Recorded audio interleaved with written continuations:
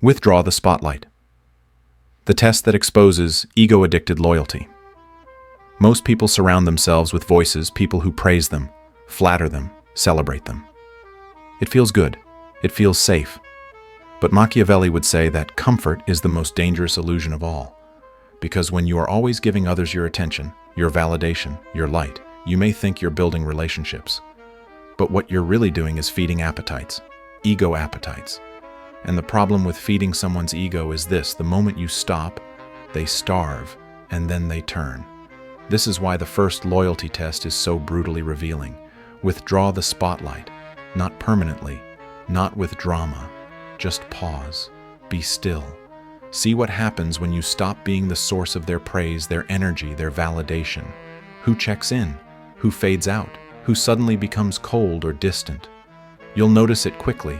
The ones who only thrived under your light begin to detach. Not because you did anything wrong, but because their connection to you was never real. It was conditional, and the condition was, keep making me feel good. This test doesn't just reveal loyalty, it reveals addiction, ego addiction. Some people aren't with you because they respect you or care about your journey. They're with you because of how you make them feel about themselves. They're addicted to your validation the way someone's addicted to a drug. And when that drug runs out, they search for a new supplier. Suddenly they're spending more time with someone else, laughing louder in other rooms, aligning themselves with people who can still make them feel important. That realization hurts. It's not just a break in connection, it's a betrayal of the narrative you told yourself. You thought they cared, you thought they were real, but their loyalty was to your attention, not to your essence. And here's where the Machiavellian clarity kicks in. That kind of loyalty isn't just useless, it's dangerous. Because those same people will turn bitter the moment you stop feeding their ego. They'll accuse you of changing, of becoming cold. But what's really happening is that you've stopped entertaining the performance. Real loyalty doesn't need applause. It doesn't need a spotlight. It stays when you go quiet. It shows up when no one's watching. The person who reaches out and says, "Hey, you've been distant. Are you okay?" without needing anything in return, that's loyalty. Not the one who texts, "Why are you ignoring me?" That's ego. That's ownership. That's insecurity disguised as concern. This test is powerful because it shifts the frame. Instead of you constantly proving your worth to others, you now watch as others reveal their worth to you. You stop asking who likes me and start asking who stays when I'm no longer useful. It's a simple shift in behavior, but it shakes your social circle to the core. Some people can only survive when you're shining. But when you dim your light just for a while, they vanish. They weren't built for the shadows. They were only ever there to bask in your glow. Machiavelli understood this long before social media made attention into currency. He knew that the people closest to power are often there for proximity, not allegiance. So he devised tests, subtle ones that didn't rely on conflict or confrontation, but on space, silence, distance. And those who failed, he let them fail. No explanations, no recovery. You must do the same. Because if you don't test loyalty, you'll end up surrounded by actors, people who perform affection, who master the art of appearing loyal. But when the stage lights go off, they disappear, and you're left in the dark wondering who's real. So withdraw the spotlight, sit in the silence, and see who shows up not to be seen but to stand beside you. Those are the rare ones. And once you find even one of them, protect that connection like your life depends on it. Because one real ally in the dark is worth more than 100 fans in the light. Introduce uncertainty. The silent shift that reveals true loyalty. The second test isn't loud. It doesn't start fights or demand attention. It starts with a subtle shift, a small seed of change that rattles the foundation of comfort. You mention a new direction, a bold decision, a risk you're about to take. Maybe it's a career leap, a new business venture, a move to a new city, or even a personal transformation. You speak of growth, of change, of stepping into something unknown. And then you wait. You watch. You listen not to their words alone, but to what those words conceal. because uncertainty is where most people reveal their true alignment. When you're consistent and predictable, people feel secure. They know how to play their roles. But when you introduce the unknown, when you shake the status quo, they begin to show their cards. This is not just about support. It's about whether they are rooted in your vision or in the version of you that serves them best. The people who are truly loyal will lean in. They may ask questions, sure, but they'll support your courage. They'll tell you to go for it, not because it's safe, but because they believe in you even when the future is unclear. Their faith isn't built on convenience. It's built on conviction. But the disloyal, they react differently. They'll mask their discomfort as concern. They'll start to use soft words with sharp undertones. I just don't want you to get hurt. Or, are you sure this is the right time? It sounds like care. It feels like love. But look closer. What they're really saying is, don't leave me behind. Your elevation threatens their comfort. Your growth creates distance. And for some, that's terrifying. They don't want you to change because your current self is what fits their needs. Your doubts make them feel stronger. Your dependence flatters their ego. So when you start speaking the language of independence, of evolution, they panic. Not always outwardly. Sometimes they just go quiet. They grow passive, unenthusiastic. They begin planting seeds of hesitation, not because they want the best for you, but because they fear being outgrown. Machiavelli understood this fear. He knew that change is the enemy of the uncommitted. When a ruler evolved, when a leader shifted strategy, it wasn't the external threats that posed the greatest danger. It was the loyalists who secretly preferred the old version, the ones who said yes, but meant don't, the ones who acted supportive until their position felt unstable. This is why the uncertainty test is crucial. It forces people to confront their own attachment to who you were. You must observe them with surgical calm. Don't defend your decision. Don't explain yourself. Just let them talk. Their language will betray their fears. You'll hear their motives in the tone they use. Are they truly worried for your well-being, or are they more worried about how your change will affect their place in your life? This moment is where most people hesitate. They start questioning themselves. Maybe I am being reckless. But understand, your boldness is not the problem. Their fear is, and loyalty cannot be built on fear, because the person who fears your growth will one day resent it. And resentment is just delayed betrayal. So you test, you declare your direction, you hold steady, and then you let them reveal themselves. Some will celebrate your evolution, others will shrink, some will even try to anchor you with nostalgia. Remember when things were simpler, but simplicity is not strength. Familiarity is not loyalty, and comfort is not love. When you introduce uncertainty and someone still chooses to walk beside you, not with hesitation but with conviction, that's real loyalty. That's alignment. That's someone who values your becoming more than your predictability. And that kind of loyalty, it's rare, it's powerful, it's worth everything. Let them react, let them reveal. And when they show you who they are in the face of your change, believe them. Go silent.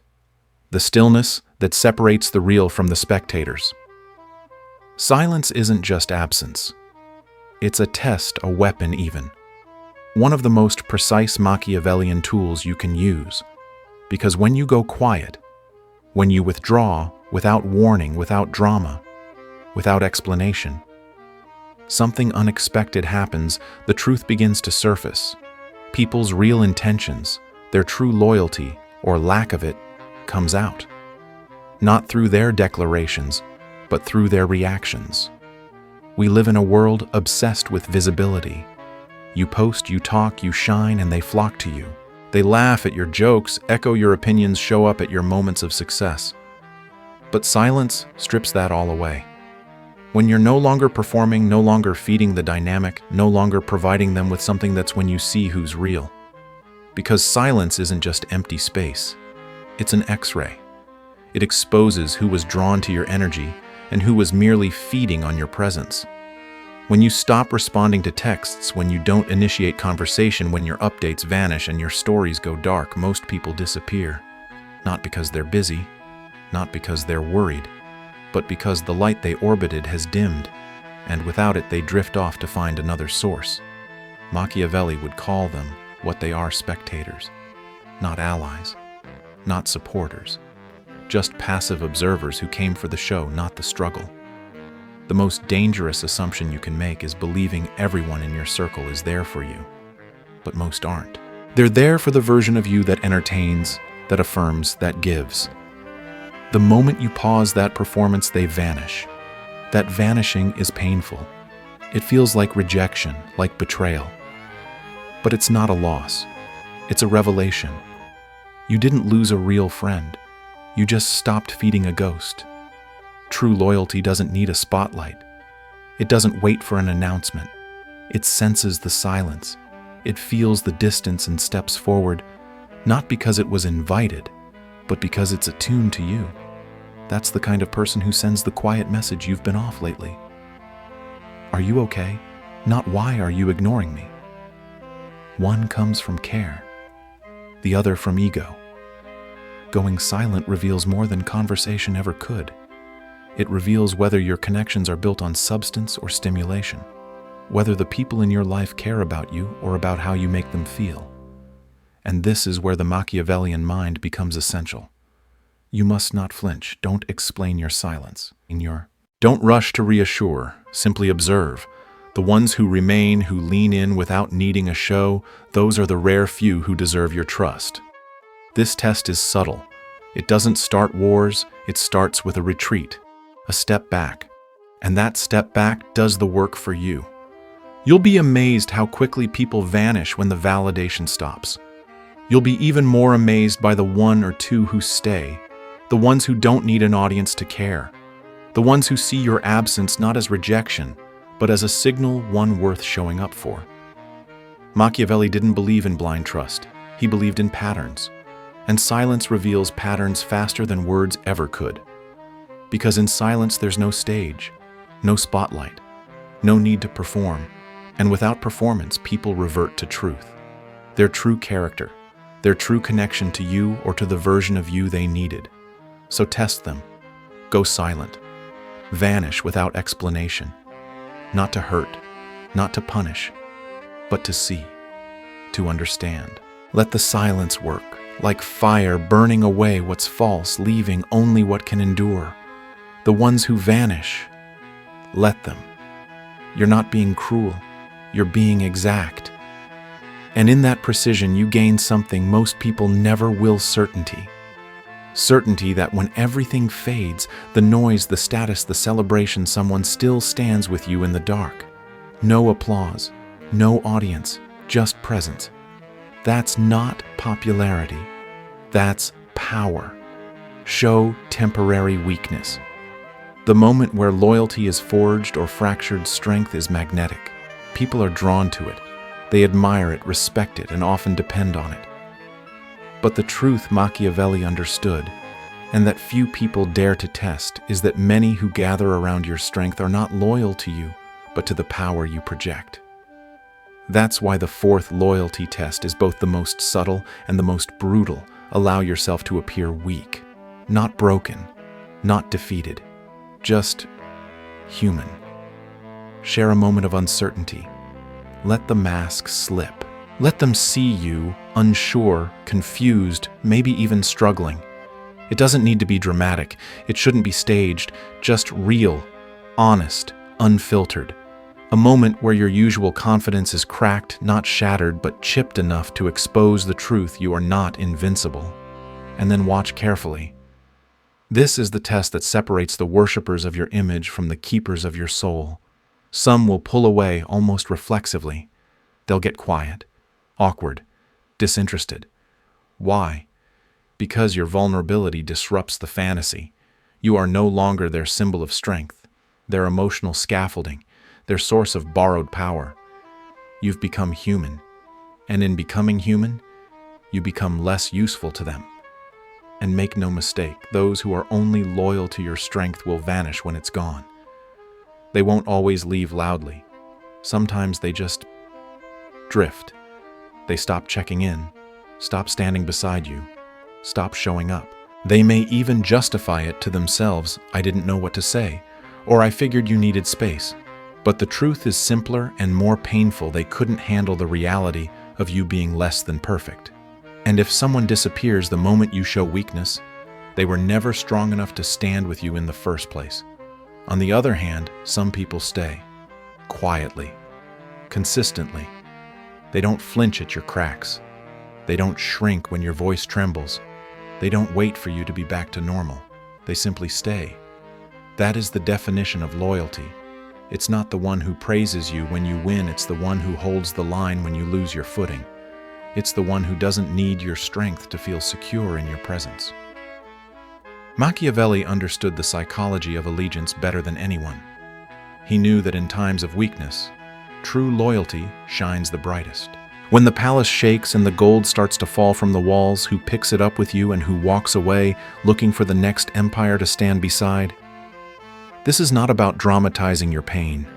It's about exposing your reality to see who can handle it.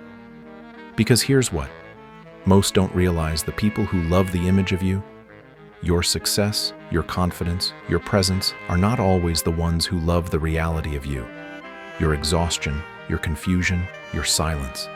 And if they can't stand beside the imperfect version of you, they don't deserve the victorious one either. When you allow yourself to be seen as unsure, you give others a choice. And that choice speaks volumes.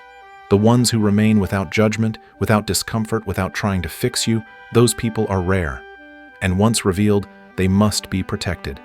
Because they're not there for what you give. They're there for who you are, even when you have nothing to give at all. Don't be afraid to test this. Don't fear appearing vulnerable. Vulnerability isn't weakness, it's a weapon, a filter, a force that repels the shallow and attracts the real. And the ones who pass this test, they're not just allies. They're your foundation. They're the quiet strength behind your strength. And when your empire shakes again, which it will, they'll be the ones helping rebuild it from stone, not running off to find prettier walls. So crack the mask. Slightly, strategically, and see who holds steady. Because loyalty born in your shadow will always be more powerful than affection bought by your light. Give them an opportunity to betray you. The coldest, clearest test of all. Loyalty isn't proven in comfort. It's revealed in temptation.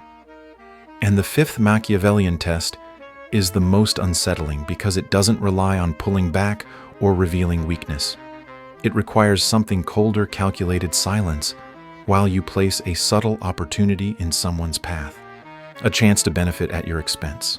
A quiet moment where betraying you would be easy, profitable, and hard to detect. That's when you'll see the truth. This isn't about setting a trap out of malice. It's about revealing character through choice. Because words lie, smiles lie, even actions when seen in the light of performance can lie.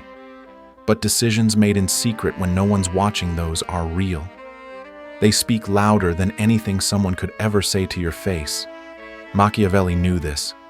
He didn't believe in blind trust. He believed in controlled exposure, in quiet, strategic friction that strips away pretense. Give them something small, a responsibility where they could cut corners, an advantage they could take without your knowledge. Watch closely. Do they come to you and say, "Hey, you might want to double-check this"? Or do they take it, justify it, and stay quiet? That moment will tell you everything you need to know, not just about their loyalty, but about their values. Because that's what this test truly exposes, what someone chooses when they're alone with their ambition. When there's a benefit within reach and no punishment in sight, do they stay aligned with you, or do they choose themselves? Not out of survival, but out of convenience. The truth is, most people fail this test. Not because they're evil, but because they're opportunistic. And that's the part no one wants to admit.